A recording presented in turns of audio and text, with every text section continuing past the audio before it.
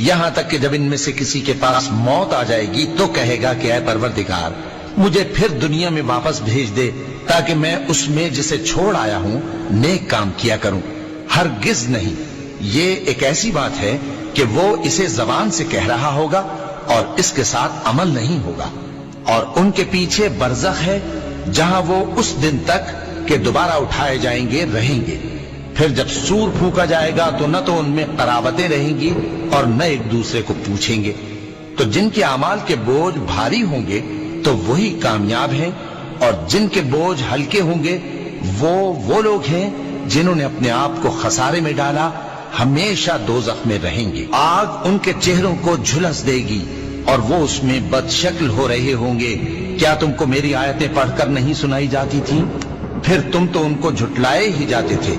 وہ کہیں گے اے ہمارے پروردگار ہم پر ہماری کمبختی غالب آ گئی اور ہم رستے سے بھٹک گئے۔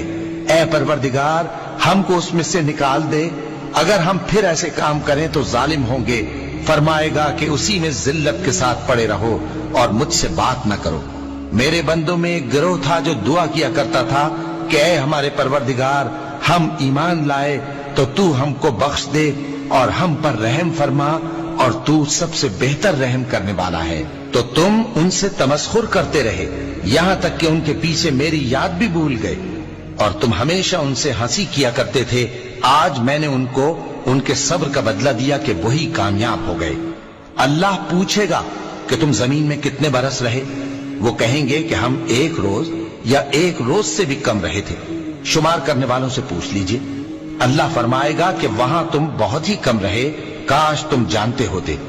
کیا تم یہ خیال کرتے ہو کہ ہم نے تم کو بے مقصد پیدا کیا ہے اور یہ کہ تم ہماری طرف لوٹ کر نہیں آؤ گے؟ تو اللہ جو سچا بادشاہ ہے اس کی شان اس سے اونچی ہے، اس کے سوا کوئی معبود نہیں، وہی عرش کریم کا مالک ہے۔ اور جو شخص اللہ کے ساتھ اور معبود کو پکارتا ہے جس کی اس کے پاس کچھ بھی سند نہیں، تو اس کا حساب اس کے رب کے ہاں ہوگا۔ کچھ شک نہیں کہ کافر کامیاب نہیں ہوں گے۔ اور اللہ سے دعا کرو کہ میرے پروردگار مجھے بخش دے اور مجھ پر رحم کر، اور تو سب سے بہتر رحم فرمانے والا ہے۔